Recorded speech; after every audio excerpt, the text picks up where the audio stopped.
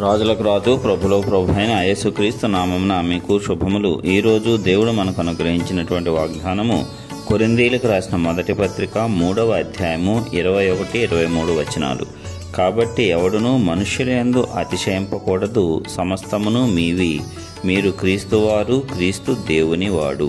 ప్రియులారా, ఈ వాగ్దానాన్ని మనం పరిశీలించినట్లయితే ఎవరూ కూడా మనుష్యుల యందు అతిశయింపకూడదంట. నాకు వారు తెలుసు, వీరు తెలుసు, నా వెనకాల వాళ్ళున్నారు, వీళ్ళున్నారు అనేటువంటి అతిశయము ఈ రోజుల్లో సర్వసాధారణంగా మనుషుల ఎడల మనము చూస్తూ ఉన్నాము. అయితే దేవుడు చెప్తున్నాడు కదా, ఎవడు కూడా మనుష్యుల యందు అతిశయింపకూడదు. ఎందుకంటే సమస్తమును కూడా దేవుడు మనకు అనుగ్రహించి ఉన్నాడు. దేవుడు సర్వాధికారి అయి ఉన్నాడు. సమస్తము పైన ఆయన అధిపతి అయి ఉన్నాడు. కాబట్టి మనమందరము కూడా లోబడాల్సింది, మనమందరము అతిశయించవలసింది కూడా దేవుని యందు మాత్రమే. ఎందుకంటే మనమందరము కూడా క్రీస్తుకు సంబంధించిన వారము.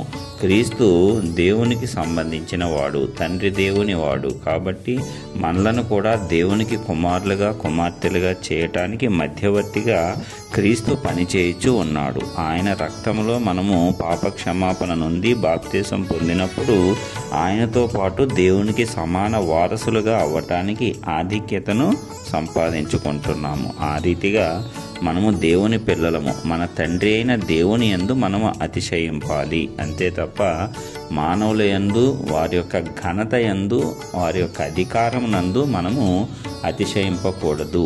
ఏ అధికారమైనా, ఏ ఘనత అయినా పరలోకం నుంచి ఇచ్చినదే, దేవుని చేత పొందబడినదే. అంతే తప్ప ఎవని యొక్క సొంత సామర్థ్యము కాదు. ఆ సామర్థ్యం కలుగజేయవాడు దేవుడే. అదేవిధంగా సంఘాన్ని కూడా నడిపించేటప్పుడు సంఘ నాయకులను కూడా దేవుడే ఏర్పాటు చేస్తాడు. అయితే నేడు అనేక మంది అనేక రకాలుగా విడిపోతూ నేను ఆ సంఘం వారిని, నేను ఈ సంఘం వారిని అంటూ సంఘమును గూర్చి లేక సంఘం యొక్క పేరును గూర్చి, వ్యక్తులను గూర్చి గొప్పలు చెప్పుకుంటూ ఉంటున్నారు. అయితే ప్రతి ఒక్క సేవకుడు, ప్రతి ఒక్క సేవకురాలు దేవుని చేత ఏర్పాటు చేయబడిన వారే.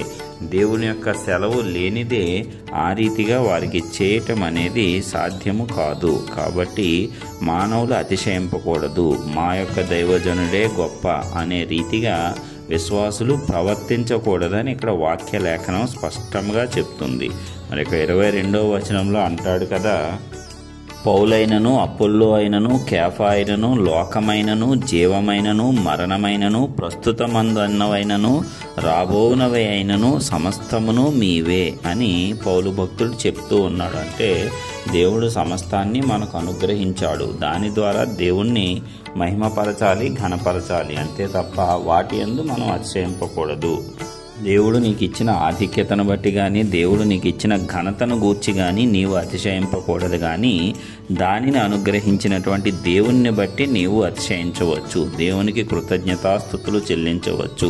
దేవా, నీ వల్ల మాత్రమే ఈ సామర్థ్యం నాకు కలిగింది అనేటువంటి కృతజ్ఞత కలిగిన హృదయాన్ని నీవు దేవుని పట్ల కనపరిచినట్లయితే తప్పనిసరిగా దేవుడు ఇంకా నిన్ను అధికంగా హెచ్చిస్తాడు. అంతే తప్ప మనుషులను ఆరాధిస్తూ, మనుషులను గొప్ప చేస్తూ, మనుషుల యందు అతిశయించినట్లయితే, వారి అధికారమును గూర్చి నీవు అతిశయించినట్లయితే, వారి ఘనతను గూర్చి నీవు అతిశయించినట్లయితే, వారి యొక్క ధన సమృద్ధిని గూర్చి నీవు అతిశయించినట్లయితే దేవుడు మరి నీ యందు హర్షించడంట.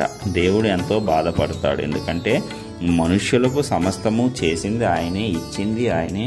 మనుష్యుల నిమిత్తమే ఈ సృష్టిని ఆయన సృజించటం జరిగింది.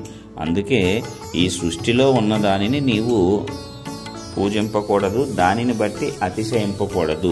సృష్టికర్త అయిన దేవుణ్ణి మాత్రమే నీవు మొరపెట్టాలి, ఆయన యందు మాత్రమే నీవు అతిశయించాలి. తర్వాత మనం గమనించాల్సింది ఏంటంటే, మనమందరము కూడా క్రీస్తుకు చెందిన వారము. క్రీస్తు తండ్రి అయిన దేవుని వద్ద నుంచి పంపబడిన వాడు.